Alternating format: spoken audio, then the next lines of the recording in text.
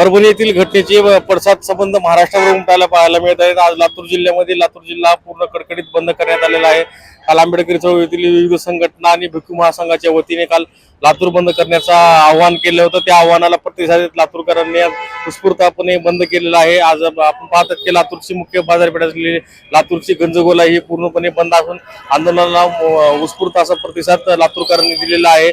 त्याचबरोबर आज आंबेडकर संघटनेच्या वतीने आंबेडकर चौक ते संविधान चौक अशी रॅली काढून निषेध करण्यात आलेला आहे।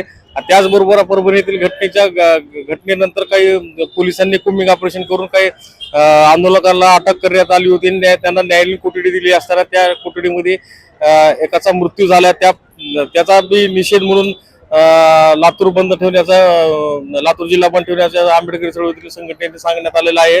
आणि एकंदरीतच काय तर लातूर जिल्ह्यात पूर्ण कडकडीत बंद असून त्याला संपूर्ण उत्स्फूर्तपणे लातूर बंद ठेवलेला आहे। विजय कवाळे, नवराष्ट्र, लातूर।